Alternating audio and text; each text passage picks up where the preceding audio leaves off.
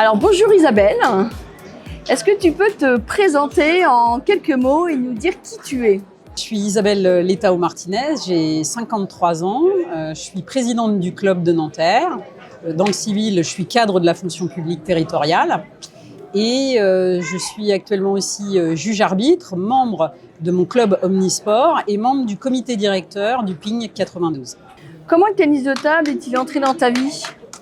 Eh bien, un matin, sur la radio RTL, j'ai entendu que le tennis de table aidait à lutter contre les maladies comme Parkinson et Alzheimer. Et quand j'en ai parlé aux collègues le midi, ils se sont dit « ça, c'est pour toi ». Qu'est-ce qui te plaît dans le tennis de table? Alors, ce qui me plaît dans le tennis de table, c'est que déjà, c'est un jeu d'intérieur. Donc, on peut jouer par tous les temps, toute l'année. Et puis, le jeu n'est pas trop long. Donc, il n'y a pas d'essoufflement à la fin, en tout cas pour moi. Tu avais déjà joué avant?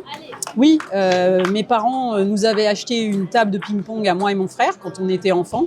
Donc j'avais 12-13 ans et j'ai encore ce souvenir émerveillé un matin de Noël de découvrir la table qui était toute emballée. Tu joues à Nanterre, est-ce qu'il y a une raison particulière? Comment tu as découvert le club en particulier de Nanterre?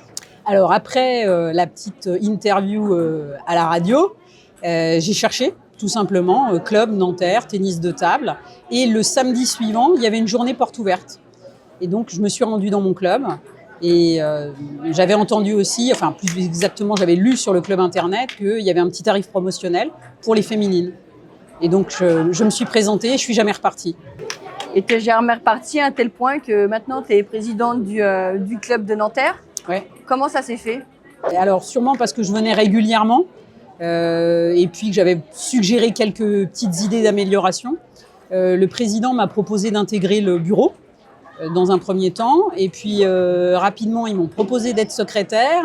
Et puis le président, ça faisait 36 ans qu'il était là. Il avait vraiment l'envie de passer la main. Et donc, j'ai proposé ma candidature. Quel est ton rôle en tant que présidente dans ton club? Mon rôle, c'est déjà d'essayer de développer l'accès aux féminines. Parce qu'aujourd'hui, on frise les 20%, mais c'est encore insuffisant, et même au niveau national. Donc ça, c'est le cheval de bataille.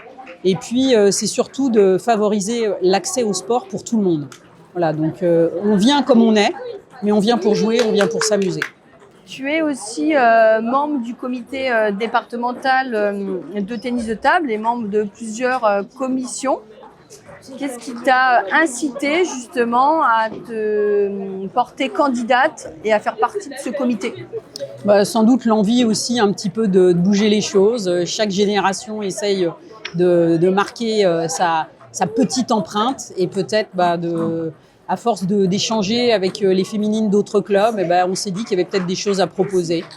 D'accord. Et au sein du comité départemental, est-ce qu'il y a des actions spécifiques qui sont mises en place pour les femmes?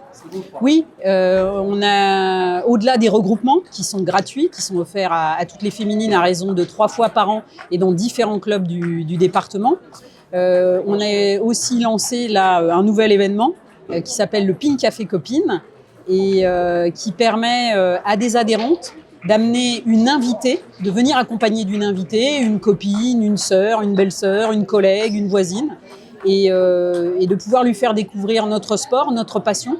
Et puis, dans l'espoir, peut-être qu'elle s'inscrive aussi dans le club de sa ville. Tu es donc présidente, élue au comité départemental de tennis de table des Hauts-de-Seine. Tu es juge-arbitre, oui. Arbitre et juge-arbitre régional. Je sais que tu suis également le programme fédéral du club des 300 femmes dirigeantes. Oui. Est-ce que tu peux nous dire ce que t'apporte ce programme et ce qui t'a incité justement à t'inscrire? Alors ce programme, il est extrêmement important et il vise à soutenir le développement du tennis de table auprès des féminines. C'est un programme donc national. 21 personnes ont été retenues par la Fédération française qui, sur la base du mouvement olympique, avait formé 300 femmes aux fonctions de dirigeantes dans tous les sports, tous sports confondus. Et la Fédération française du tennis de table s'en est inspirée, donc s'est emparée de ce dispositif et l'a reproduit avec un groupe plus restreint, à hauteur de 20 personnes, où on est formé sur tout un panel de compétences. Ça va du leadership à la gestion de projet, gestion d'événements, aux finances, à la gestion aussi des bénévoles. Donc il y a tous ces pans-là qui sont évoqués sur un programme d'1 année. Et est-ce que tu sens que toi, en tant que présidente, ça t'apporte quelque chose? Alors, moi, de mon expérience professionnelle de cadre, j'avais déjà quelques savoirs. Mais ce qui m'intéresse, c'est aussi toute la découverte sur l'écosystème du ping. Et puis de pouvoir aussi échanger avec un réseau de femmes engagées qui veulent faire bouger les choses. Donc, on a beaucoup d'échanges sur notre petit groupe WhatsApp. Et pour partager, pour se donner des idées, pour se soutenir aussi. Ça, c'est extrêmement important. D'accord. Si on revient un petit peu sur le fait que tu sois arbitre et juge-arbitre, qu'est-ce qui t'a poussé justement à passer ces deux grades? Alors, peut-être la pression du coach chez moi qui a pensé que ce serait une bonne idée. Ouais. Je ne sais pas si c'est une bonne idée, c'était peut-être un petit peu une folie de vouloir m'engager dans cette voie-là de l'arbitrage, parce que c'est aussi très chronophage. Mais faire appliquer les règles, c'est pas quelque chose qui me déplaît. D'accord. Et est-ce que ça a changé quelque chose sur ta façon de jouer, le fait que tu sois arbitre? Alors j'ai peut-être l'œil un petit peu plus aiguisé sur les services maintenant, et notamment pour le dire aux joueuses de mon équipe, pensez à bien lever la balle. Tu pratiques donc le tennis de table en loisir, mais aussi en compétition, un petit peu. Tu fais quoi comme type de compétition?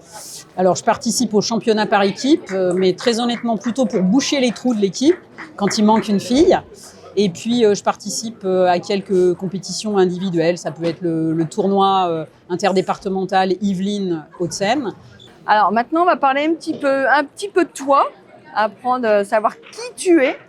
Est-ce que tu peux nous dire qui tu es en 3 mots? Je crois que je suis une fille dynamique, carrée, ça c'est ce qui revient très souvent. Et puis, je suis plutôt une fonceuse. En dehors du tennis de table, qu'est-ce qui te passionne? La politique. Et quelle est la chose que les gens seraient surpris d'apprendre sur toi?